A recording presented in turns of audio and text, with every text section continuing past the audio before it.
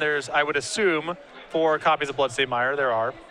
But that's still asking a lot. Though the format in general, I think, is a little bit slower than the previous standard formats were. So if you don't have your mountain by turn 4, against a lot of these matchups, Obzon, it's not really going to doom you. Look, sometimes you got to live on the wild side, man, okay? Never really got that. There's a Temple of Triumph, not a mountain. We'll scry, though. But he does have a Bloodstained Mire in hand. So there you go. Well, he might have to get a swamp with it. No. That's not going to happen. We'll see a Temple of Malady here. Take a look at the top card of McGregor. Top card to the bottom.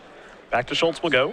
Sometimes I think maybe I'm just too conservative of a deck builder, and I just have to get over that. You certainly are. You certainly are. I played a deck with my Kithkin deck. I played a Johnny Vengeance with 8 red sources. I mean, don't get me wrong. That's horrible. I've Dark Confidant and Hit Run. There you go. See? I've Dark Confidant and Gargadon.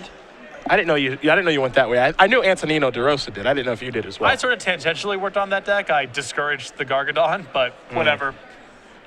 Still, Bloodstained Mire actually did search for the swamp. So we'll see if he's able to, Schulz, find a mountain here. Seeker of the ways to start, and if he doesn't have Chain of the Rocks, then it doesn't even matter. This is true as well. It's free in so many directions. Something like that. Something like that, yes. You keep telling yourself that. This is a Thoughtseize. This is certainly not free, but it will get some information. Not 1, but 2 copies of Crackling Doom, along with the Murderous Cut, a Lightning Strike, and then the last card is a Temple of Triumph. Problematic for decks like Mardu Midrange, just not a lot of threats. And if this Seeker of the Way dies, then Donovan's really stranded with a hand that goes nowhere. Can easily be overpowered by Planeswalkers or just Obzon Charms drawing cards.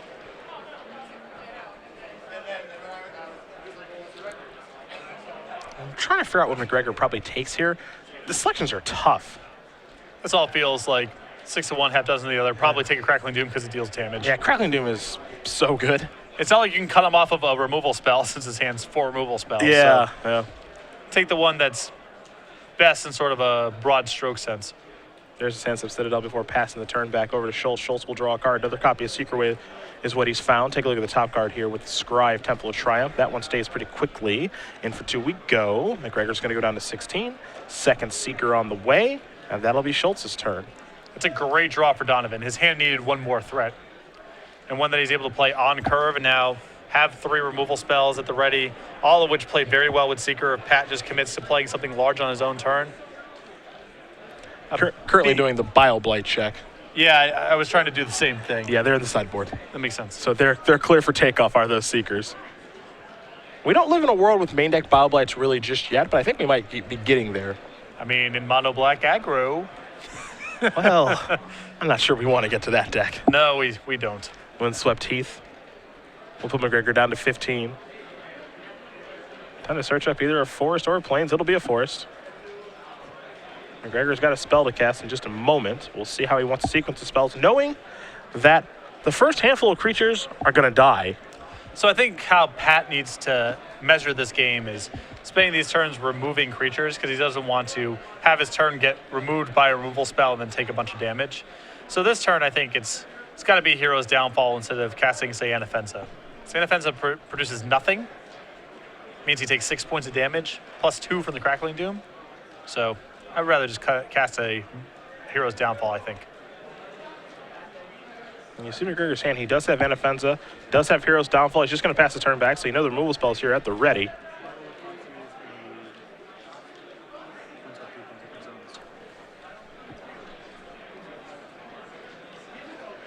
Schulz going to start by attacking here. Here's Downfall.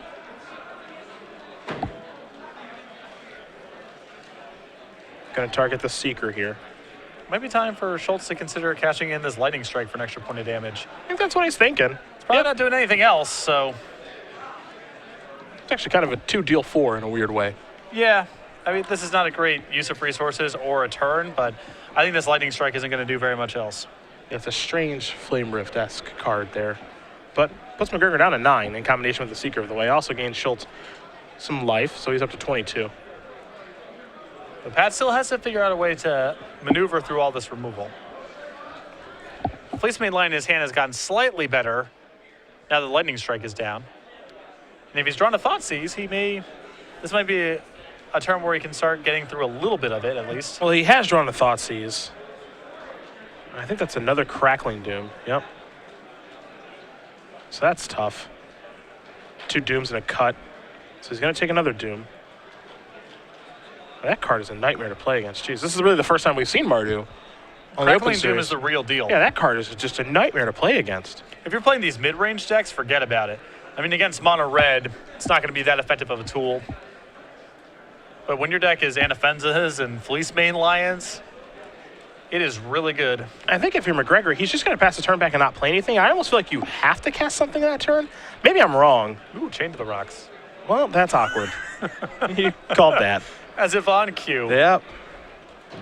Well, if he has some way to play over the top of the Seeker, then he really shouldn't cast any creatures at all. But The problem is I'm not convinced he has a way to play over the Seeker. Like he has a Siege Rhino that I think is kind of his end game plan. So I almost feel like that turn he was supposed to play the Fleece Mane Lion and just to have it die to a removal spell and get past that point in the game and then play your Rhino. I mean, I could be wrong about that. really surprised to see Donovan not use the Crackling Doom in that spot. Well, he doesn't want to use it on the end of turn because sure. of Seeker. Yeah, the prowess. So Yeah, I guess it's pretty bad if Donovan draws a spell that matters that turn, because he basically gave up his whole turn to get in 1 extra point of damage. instead he drew a mountain for his Chain of the Rocks. Perfect. Who's laughing now? No one. No one finds this funny. Back to back. And we will chain it up. So bye-bye Rhino. Trigger prowess, of course. This will allow attack for 3, so undo all the work that the Rhino did. And McGregor actually has another Rhino in his hand. So he's just trying to power through this the best that he can. If he draws a removal spell, he's in the clear all of a sudden. Absolutely. Because then he can cast Sorin and try to get through the removal that way. But until he draws a removal spell, Donovan's hand is really problematic. That's why that second Seeker all those turns ago was such an important draw step. It's also the ability to play 2 creatures in 1 turn. If he can get there as well. He just drew his 5th land, which is a Temple of Silence. He also has a Rhino in his hand. So I can see him playing Rhino this turn, going back up to 8. Kind of the same sequence of events happening again, where he loses it. And then the next turn plays Fleece Mane Lion and Anafenza if his mana cooperates, and then he might be okay. Yes. It's a plan. That's what it's going to take, though. And that also, that's also saying, of course, that Donovan just draws nothing, but that might just be what McGregor needs to have happen. Well, keep in mind that Donovan's committed here to getting the prowess trigger here off the Crackling Doom, so he's down a draw. And see, this is a spot where he kind of gets punished for. He drew a Seeker. I guess he could just go Murderous Cut and cast Seeker. That's pretty good, too. That's a pretty good turn, yeah. There's Seeker. This is a cut. See, he's going to pay 2 mana for the cut. Make sure he doesn't delve everything away. And now this will be attack for 3 again. So again, undoing all the work that the Rhino has done. McGregor back down to 5. And now McGregor's plan of stabilizing 2 creatures still works out okay. Well, the Crackling Doom's still in hand. Well, the Doom 2 and then 3. Okay, sure. So the Seeker actually ends up being a pretty good draw there. Exactly, because the Crackling Doom takes care of the Anafenza, and then Fleece Mane Lion's compelled to block. Yeah, that's the issue. The second Seeker is actually a perfect draw, because if it's not second Seeker, and let's say it's just a land in that situation, he plays both creatures, Crackling Doom kills something, and then he's able to block the lethal creature. But because Seeker of the Way came off the top, there's 2 creatures out there. Crackling Doom actually ends up being the check mark to take care of the creatures, and then Seeker of the Way can get through the last lethal point of damage. So Donovan Schulz going to win game number 1 here with Mardu mid-range over Pat McGregor playing Abzan aggro. As we head over to the sideboards, and we will start with McGregor and his Abzan Charm, his Ajani Mentor of Heroes, 3 Bioblight, 2 Despise, 2 Drown in Sorrow, 2 Erase, a Murderous Cut, a Silence the Believers, an additional Sorin, and a Wingmate Rock. What do you like? I like the Silence the Believers, the 3 copies of Bioblight, and not a whole lot else. The Murderous Cut, the Wingmate Rock. Just the removal spells, an extra Wingmate Rock I like for this matchup a lot. I think Blight's probably the best of the bunch. Things do get a little bit awkward because it doesn't kill Stormbreath Dragon or Butcher of the Horde, but, he got ran down by Seeker of the Way there. And Rabble Master is a concern as well. Yeah. What do we see on Donovan's side? A Chandra Pyromancer, an Elspeth Sun's Champion, 3 Banishing Lights, 2 Banishing Lights, 3 Thoughtseizes, 2 copies of Magma Spray, 2 copies of Anger of the Gods, 2 End Hostilities, 2 copies of Glare of Heresy. I like the Banishing Lights, the Glare of Heresies, and the Chandra. I would not really want the Thoughtseizes that much in this matchup, I think. But I like the removal spells. They're flexible and they play on curve, but I think, the Thoughtseizes here, I don't think Donovan really wants to play that long or attrition of a game. It's more about his curve, and that's what I want to play towards. As we've gone here through this format, I've been more and more impressed by Chandra. Yeah, we see 1 copy in sideboards, sometimes 1 copy in the main, 1 copy in the sideboard. And so many of these decks are committed to blocking that the plus power is very good. The games also have a habit of dragging out, so you can spin the 0 over and over again. And for decks like Jeskai, the ultimate is lethal, or it's lethal a huge percentage of the time. Yep. I've been really, really impressed with that card. Hopefully we'll see it show up in this game at some point, as it's really starting to become the card I think people expected it to. Just a little bit late. You know, over the past year it hasn't been all that great, but this year it looks pretty good. When Theros was the most recent set, I always felt like it was doing good work for me in various burn strategies I was trying.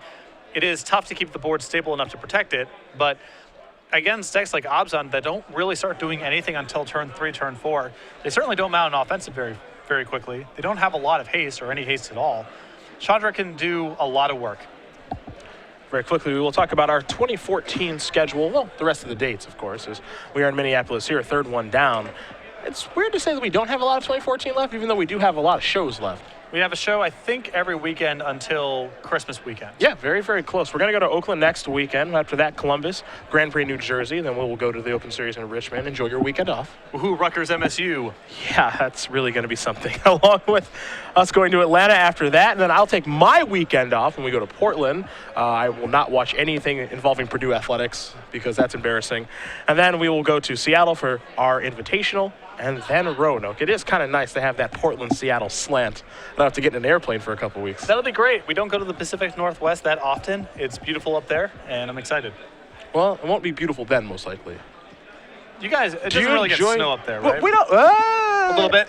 It can't happen. If it does, it's a disaster state. People just can't drive it. They can't do anything. And Seattle is very hilly, right? Yeah, they can't do anything. Yeah. So I've talked to some really bad. Wizards employees who tell me when it snows, it's just you can't even drive on the streets. When I first moved there, it snowed an inch. I'm not kidding, an inch. And 6 people called off of work that day. Oh, it's very common in when it rains in Southern California. That's you just cannot go on the roads. Yep. You cannot. 6 people called off of work at the Red Robin I was working at. I drove down the hill, worked my shift where 4 people came to the restaurant all evening, and then I couldn't get up the hill when my house was on. If a foreign power wanted to invade the United States, you know what I'd tell them to do? Just drop water on San Diego. And the white flag would be unfurled faster than anything you've seen in your entire life. A fleece-made lion here for McGregor on turn 2. We'll see. Oh, the humanity! We'll see if Schulz can match that. Well, he does have his combo of white mana and a basic mountain for the Chain of the Rocks in his hand. Can also lightning strike it. Looks like he's contemplating a Thought Seize as well. A lot of options. Looks like we'll see some thoughts here. There's a hand. You've got 3 lands along with the Murder's Cut and a Hero's Downfall. The lands here are Urborg, Sandstep Citadel, and Windswept Heath. It's actually not the most impressive of hands here from McGregor. This is sort of the same situation that Donovan was in last game, but in reverse. If something happens to this Fleecebane Lion, Pat's hand goes nowhere. Yeah. He's got nothing going on. Schulz will pass the turn back. McGregor's going to untap and draw. He's looking for something that matters. Bile Blight is just another removal spell to replace the Hero's Downfall, though, again, that one cannot kill Butcher of the Horde or Stormbreath Dragon. So McGregor will start by attacking for 3 here. Schulz will go down to 15. We'll see what land McGregor wants to play before passing the turn back. Considering Urborg, will play Urborg, maybe. I would play the Windswept Heath here because there's a chance that he's going to want to cast the Murderous Cut. And he can't do that unless he plays the Windswept Heath. I don't like playing Urborg because I don't want to give my opponent more black mana. Exactly. Maybe Donovan's hand, for all you know, has a Bile Blight in it, and now it's turned on. Well, we see the Chain of the Rock's going to take care of the Fleecebane Lion. Just going to pass the turn back over to McGregor. McGregor draws a Hero's Downfall. If Pat wanted to play not the Windswept Heath, then he should have played the Sandstep Citadel, because the Urborg does nothing for his mana that turn. He can't cast the only card in his hand, which is Murderous Cut. So time for a Butcher of the Horde? Yes, sir. Now, I have a feeling we're going to see more of this card. You see McGregor taking a look. We're going to do the same. This thing is way too good for how much play it's seeing. Way too good of a card. The opportunity cost is high, and we had the same story during Ravnica Black, where you can only cram so many gold cards in your deck, and then some cards, something like Simic Charm, which seemed really powerful on the surface, sees essentially 0 play over its shelf life through Standard. Gold formats, that's just something that happens. McGregor able to use Hero's Downfall to get Butcher of the Horde off the table. His draw for this turn was an Abzan Charm, so that'll be useful since he doesn't really have much action at this point. Schulz going to tap a whole bunch of mana yet again. Might be time to go to the Horde again. It is. McGregor's going to sacrifice his windswept teeth before moving forward, so he's going to go down to 19. And what you're seeing is one of the issues with Butcher the Horde, in contrast to something like Siege Rhino, is when your opponent has a Terminate, life just goes on, and nothing's happened. You see Schulz is already picking up his Butcher of the Horde. Has a feeling it's going to die. McGregor does have answers to it in his hand. Has Murderous Cut along with Abzan Charm, so that thing's not long for this world. We'll just see how he wants to get it off the table.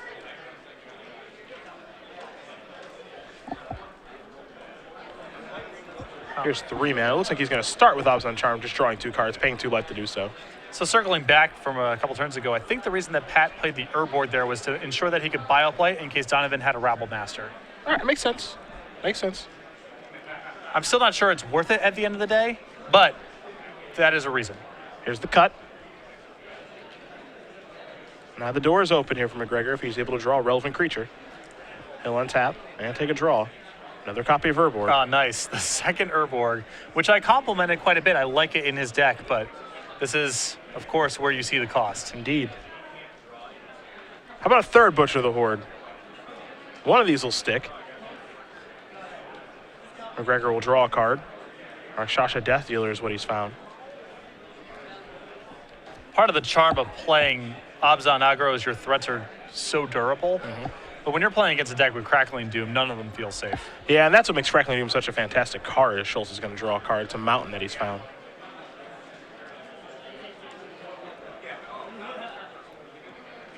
So he's got another copy of Chain of the Rocks in hand. Yeah, so he's going to chain that. Bye-bye Death Dealer. In comes the Butcher. And now we're getting interesting territory, I think, for McGregor, because I imagine he's considering using both these Bile Blights to take down the Butcher of the Horde.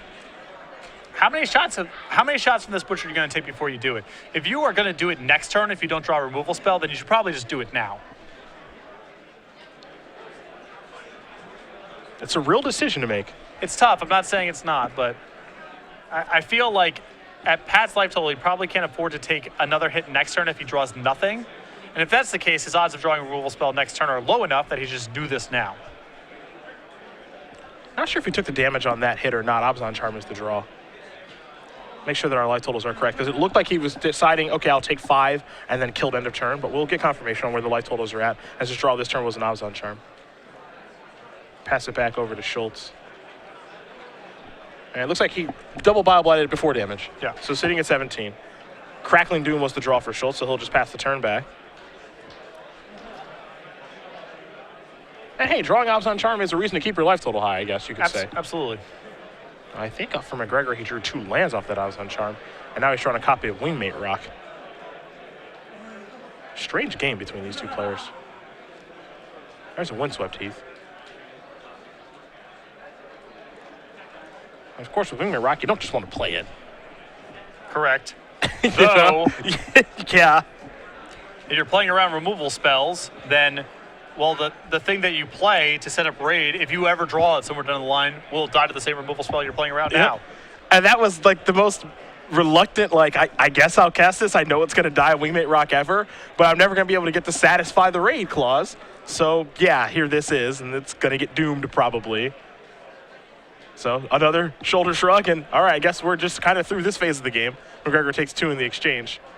Because there's the risk of Donovan having Thoughtseize, if it's close on what you want to do, you should just err on casting the stuff in your hand. And I think there's not much upside to be gained from keeping the Wingmate Rock in hand, so I like Pat casting it. It does not look good, but I think it's the right play. Big draw there from Schulz. McGregor is going to take 1 from the Windswept Heath. Looks like he's going to go down to 8. He's thinking about it.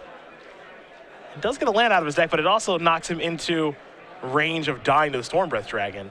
Well, he's in range next turn anyway because he has 2 cards in hand. So if he draws and misses, it's exact lethal. Yep. I know your instinct is to say, well, it hits in increments of 4, but that might not matter here. And he just drew a land. It is punishment for Pat slow rolling the lands in his hand. Sure. Could have just played them. He'll pass. Schulz is going to draw a card. We knew Stormbreath Dragon was good against Abzan. It looks good here. Here's the attack. We'll see if there'll be a monstrosity activation or not. Get him. The answer is yes. There is a removal spell, and Donovan Schulz is going to win this match with Mardu mid-range. He moves on to 9-1, and for Donovan, very real shot of him being the #1 overall seed tomorrow morning. I like this deck a lot. It's a lot of really solid cards. No two ways about it. And Stormbreath Dragon, I think, is one of the best threats you can have in the format right now. I think Stormbreath is a good spot to be in. I think Butcher the Horde is a good spot to be in. We've seen how good Seeker and Rabblemaster are. I like what I see from this deck. Now, of course, you can be, your base red-white, and then you're either splashing blue, as we see in Jeskai for Mantis Rider and Dig Through Time and all those awesome cards, or you're splashing black for Butcher the Horde, Thoughtseize. But I think maybe the best card of all those cards mentioned could be Crackling Doom. There's going to be matches where it's not going to be your best card. When you're playing against aggressive red strategies, a little bit slow, there's some spots where it's not going to be the most efficient thing to be doing. But in similar, we're both 3-color, kind of unwieldy powerhouse matchups, Obzon aggro, Obzon mid-range, it's one of the best cards in the format. There's also something to be said for being able to kill a Sylvan Caryatid on turn 3. Yep. A lot of decks can't do that, so people keep sketchy hands on the back of Sylvan Caryatid, assuming that it's just going to stick. Also, it improves your Jeskai Ascendancy matchup quite a bit, being able to fight over that card specifically. So it's not always going to be the best card, but there are some matchups where it's one of the best cards in Standard to have access to.